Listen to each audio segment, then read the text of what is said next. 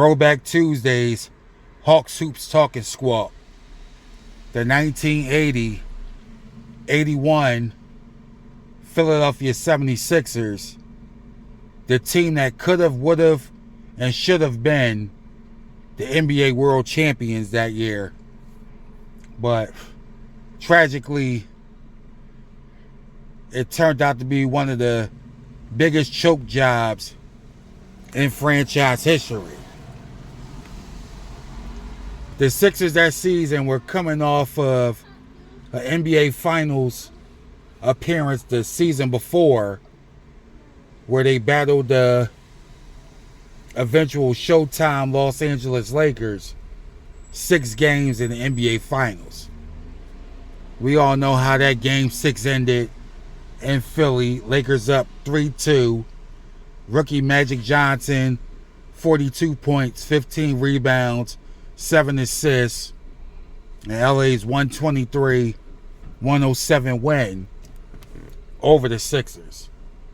The performance was so great that it overshadowed Jamal Wilkes' 37 points.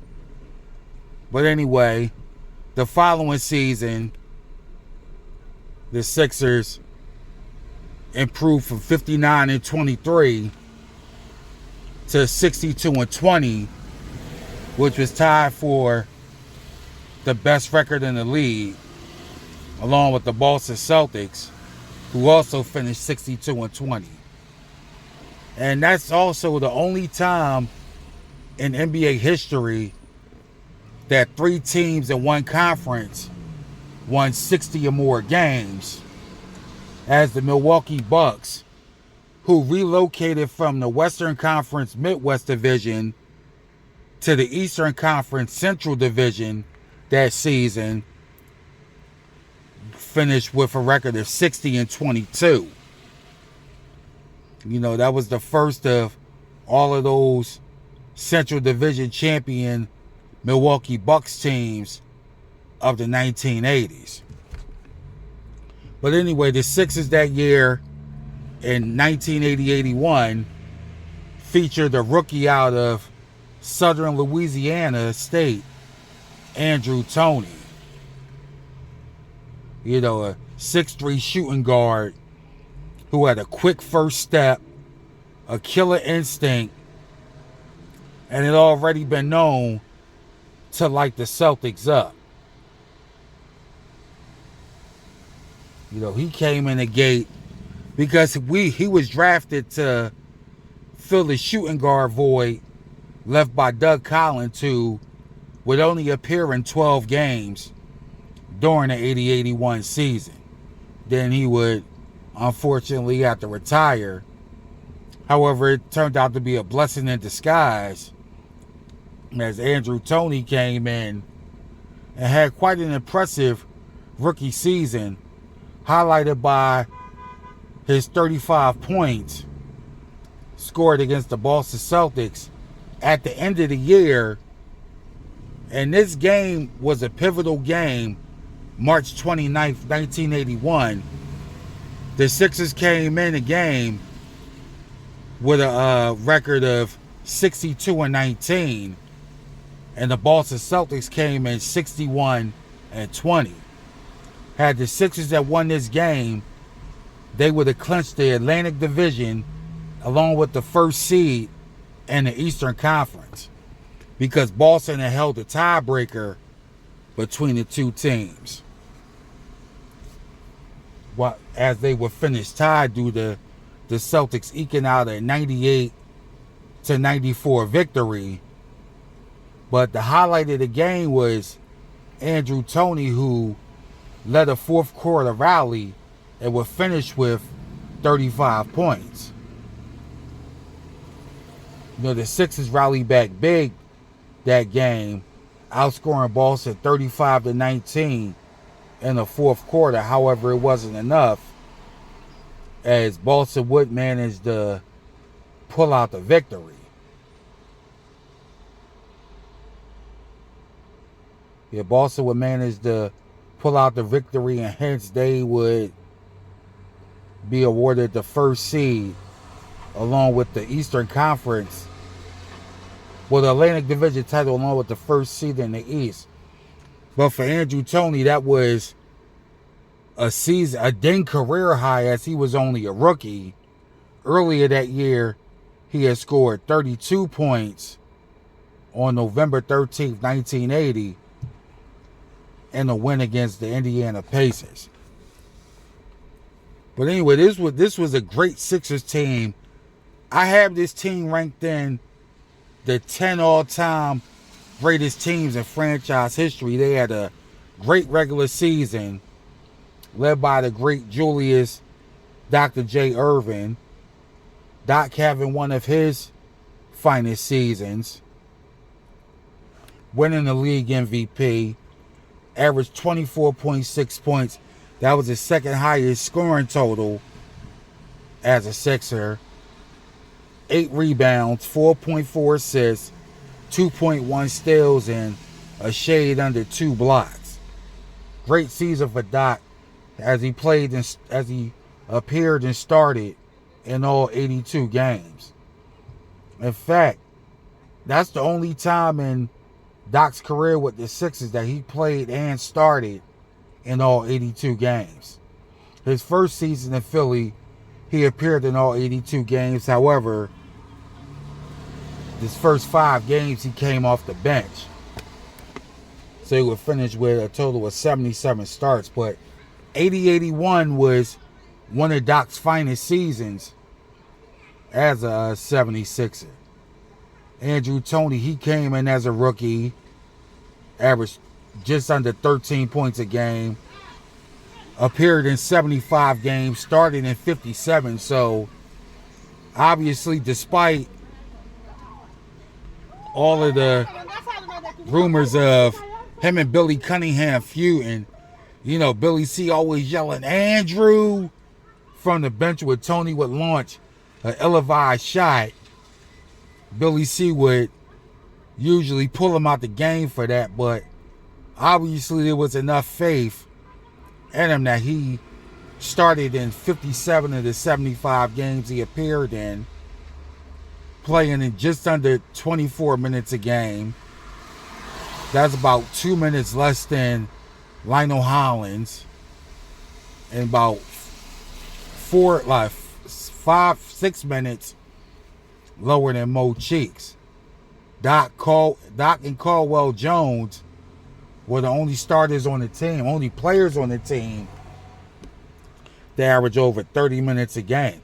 That 80-81 team was a deep team. You had Cheeks and Toney. If Toney wasn't starting, Lionel Hollins would start.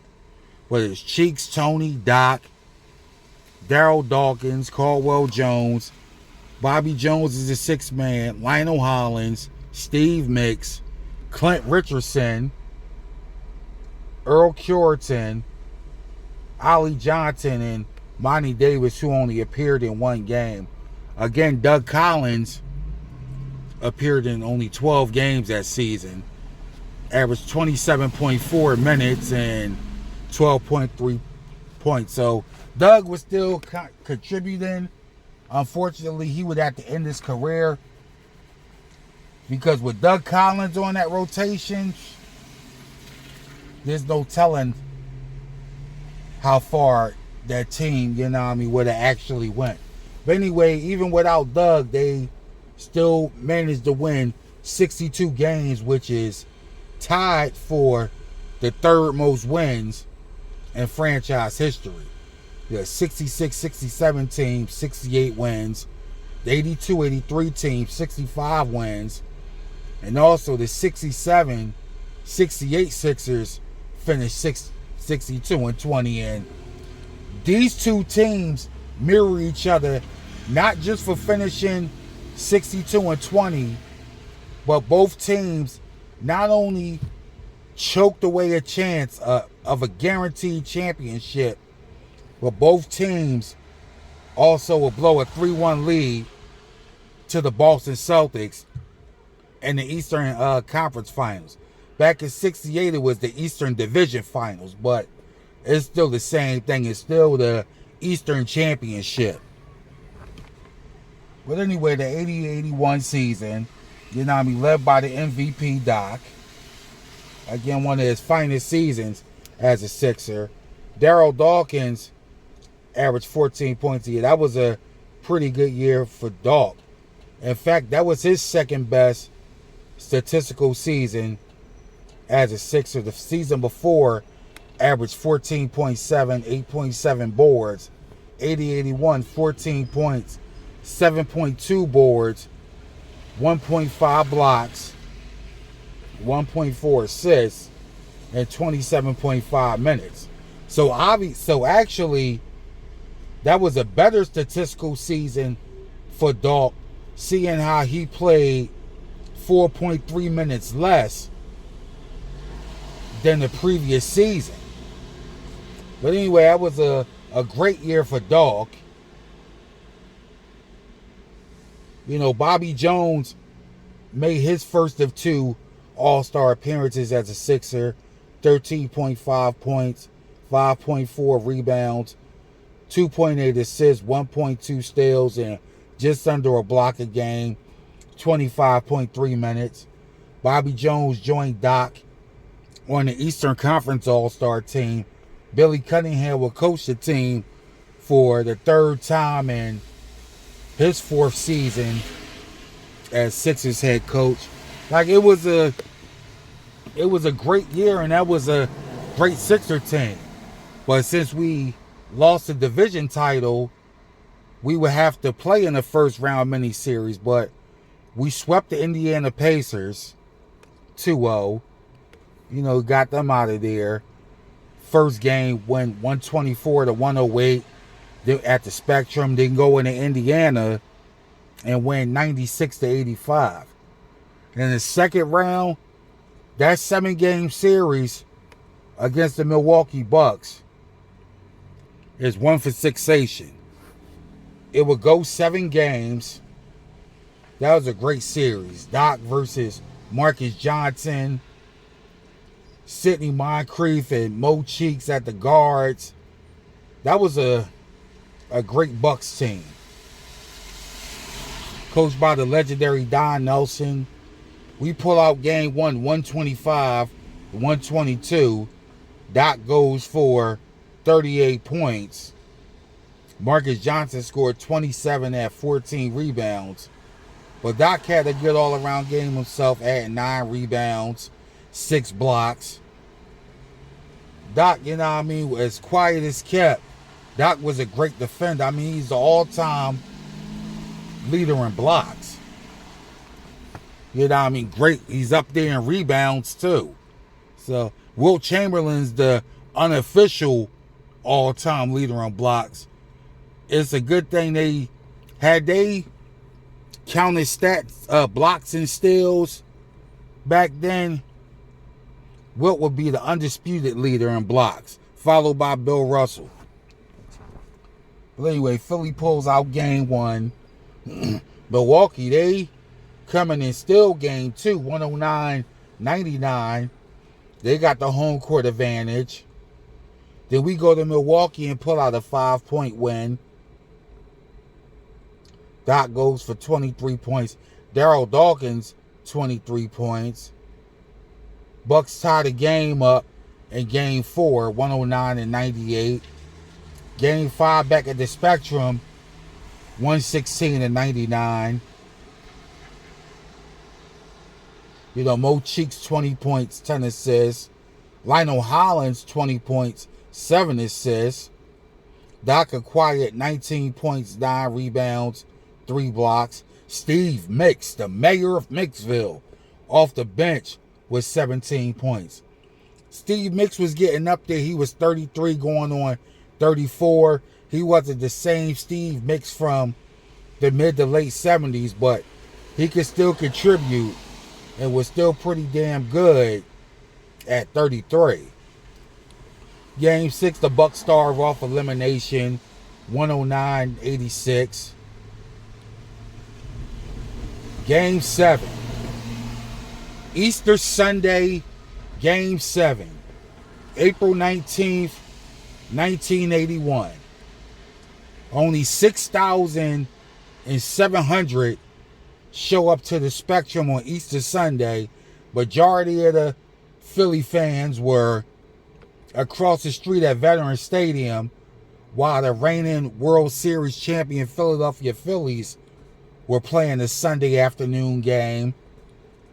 So only 6,700 took in a 99-98 one-point victory over Milwaukee to advance to the Eastern Conference Finals. Doc, 28 points, 7 rebounds, 6 blocks, 3 assists, 1 steal, in 43 minutes, 11 for 26 from the field for 42%. Bobby Jones off the bench, 21 points, 7 boards, 1 steal, 1 block, 1 assist in 33 minutes. That was a game. It came down to the final possession. Marcus Johnson tried to take Philly's heart out. 36 points, 9 rebounds. Bob Lanier, the great Bob Lanier, 24 points, 10 rebounds. Sidney Moncrief, 19 points, 9 rebounds. That was a good Milwaukee team. Junior Bridgen, Brian Winters off the bench. Mickey Johnson and Quinn Buckner rounding out Big Bob, Marcus Johnson, and Sir Sid in the starting lineup. We, as the 60-win Bucks in a 7-game nail-biter at the Spectrum, where only 25% of the arena showed up. And I know my pop, my uncle, and my brothers was at that game. I was still soaring in the stratosphere pre-human existence. It would be another 2 years, 5 months and change before E.G. Hawk soared into human existence. But anyway, on to the conference finals, where the 62-20 Boston Celtics are waiting after sweeping the Chicago Bulls in the other Eastern Conference semifinals. You know, we take game 1, we pull out another nail biter, another 1-point win, 105-104 in Boston Garden. Andrew Toney, 26 points off the bench. You know what I mean? Proving he's capable of putting a stranglehold on the Celtics. Doc, 25 points, 9 rebounds. Celtics, they rebound and take game 2, 118-99. But we figure, hey, we put them out in 5 the year before in the same pattern. 1 game, 1 up in Boston, lost game 2, and won the next 3 games. Then in 81, game 3, back at Philly, we went 110-100 to take the 2-1 lead. Doc, 22 points. Andrew Toney, 19 off the bench. Bobby Jones, 19 off the bench. Lionel Hollins, 16 points. Darryl Dawkins, 15 points, 6 rebounds. We win game 4, 107-105. Again, we have a 3-1 lead. Looking like we're going to wrap this up. Doc, 20 points. Andrew Toney, 17 off the bench. Bobby Jones, 18 off the bench. Going back to Boston, looking like we could wrap this up. Beat them in 5 like we did the year before. Not so fast. Not so fast. We head into the 4th quarter with you would think the Sixers would be able to pull that off. You would hope. Right? We go into the 4th quarter, we're up 85-84. Boston holds on. They come back and win 111-109. All right, no sweat. We'll just wrap it up in Philly in front of the home fans. This is the game where Bobby Jones had that epic dunk on Larry Bird. One of my all-time favorite plays in NBA history. You all know the play. The great Brent Musburger like Hollins, the Bobby Jones swoon to the hoop. Man, that's an epic play. That's one of the best plays right there in NBA history. I mean, it would have been even more epic had the Sixers won the game. You know, we all know that would have been epic right there. Definitely. The shot clock. Collins watching him. Listen. Jones on a jump sweep. Double team and a good chop defense by Philadelphia. Collins to Bobby Jones. Going to the hoop. And the way the referee instigates with the foul signal.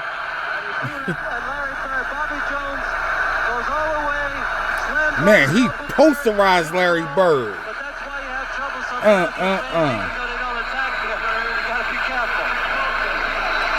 Hollins, the Bobby Jones swoon to the hoop. Oh man, but unfortunately, it didn't result in a win. It didn't result in a win. You know, Celtics come through in the clutch.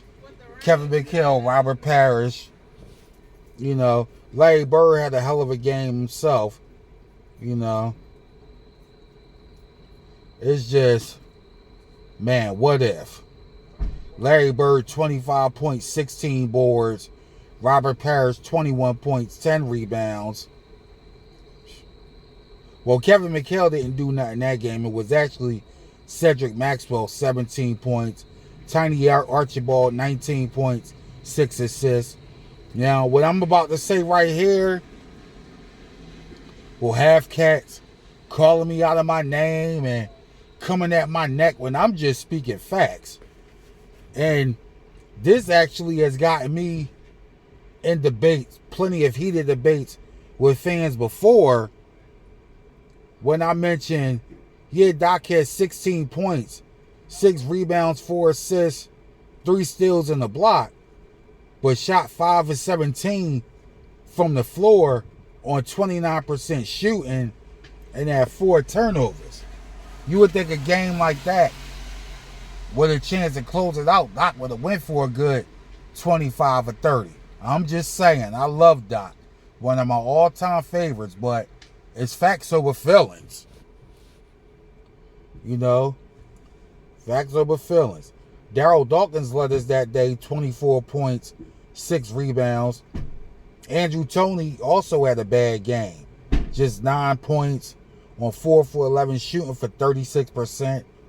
I mean, it is what it is. Boston, they survived. They proved that this is not the same Celtics team from the year before.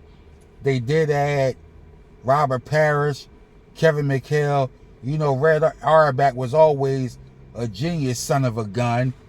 You know what I mean? I'm sure he's up there in Hoops Heavens amongst the basketball guys still doing this thing.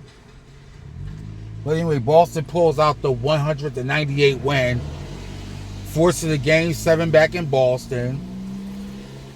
You know, where Larry Bird hits a clutch off the glass bank shot down the stretch. Bobby Jones inbound alley-oop attempt to Doc is unsuccessful. Boston escapes 91-90. They're the Eastern Conference champions. The Sixers, for the second time in franchise history, with a guaranteed championship on the line, featuring a 76er MVP, blows a 3-1 lead to the hated green team from the Bay. Boston, they go to the finals. They beat future Sixer Moses Malone and the Houston Rockets 4-2 in the finals. Cedric Maxwell's finals MVP. But man, what could have been had the Sixers pulled out that game 6 at home. We beat Boston 4-2. Go to the finals. You know, I mean, I could see us beating Houston in 6 the same as Boston did. Even if it would have went 7, because that Houston team was, they were only 40-42, but They upset the defending champion Lakers. Won the Classics 7-game Texas series over the the San Antonio Spurs. Yeah, they beat the Spurs 4-3 in a battle with the Texans in the West semifinals. Then beat the Kansas City Kings in the Western Conference Finals 4-1. That semifinal series against the Spurs was a classic. And then they took the Celtics 6 games. So, Sixers win the series 6-7 games. That was a guaranteed championship. And that's why that's up there with the all-time biggest choke jobs in franchise history. I don't know which is worse. I think I have 68 and 81 both at the 1 and 2 spot. They balance back and forth like scales. Because it's like, I don't really know which one is worse. You would say 68 could be worse because the Sixers were the defending champions and they had a 3-1 lead with games 5 and game 7 at the brand new Spectrum.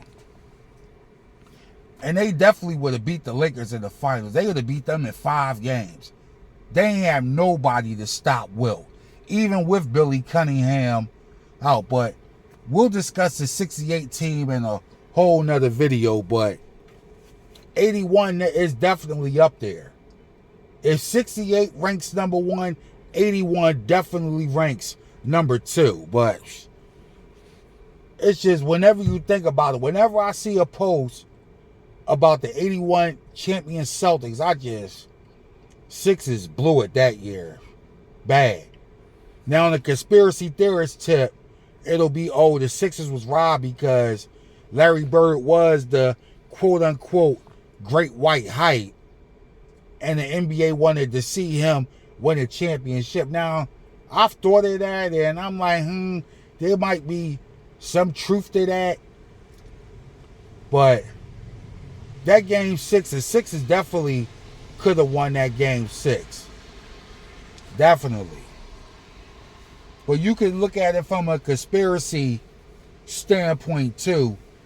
Same with 84, which was discussed in the last video, inspired by the HBO series Winning Time, based off the book Showtime, about the 80 Showtime Lakers dynasty. But yeah, you could use the conspiracy. A lot of Hoops fans like to play the conspiracy card, but it always makes it an interesting topic. You know, Celtics fans be like, oh, get over it, y'all lost, Celtics won, blah, blah, blah. Like, get over it. Like, ain't no getting over it. It's always a topic for discussion. Yeah, the Celtics won, the Sixers lost. It is what it is, but it still makes for great topic, and that will always remain one of the greatest what-ifs of NBA history, in my opinion. Definitely. And that was the NBA's 35th anniversary team, too. Man, oh man. Well, you know, shout out to the Celtics. They won the chip. Larry Bird got his title in his second season, but you can't help to think NBA history will be talked about different had the Sixers had won the title that year. And I had a guy tell me, oh, well, the Sixers had won in 81, they would have never got Moses the following year. You can't say that. You know what I mean? What team is just satisfied with just winning one title like, oh, well, we won a title last year, we're not trying to get better? Come on, man. That doesn't make no sense. Moses would have still ended up a Sixer. The only difference would have been was that he would have been joining the team that had just beat him in the championship a year earlier. And the Sixers would have 2 titles in the 80s. Bird would still be talked about as one of the greatest of all times, but, you know what I mean, the Celtics would have 1 less championship. That's all. And Doc would have 1 more to his name. But anyway, be sure to subscribe to the channel. Stay tuned for more content. This has been Hawks, Hoops, Talk, and Squawk. Hawk out.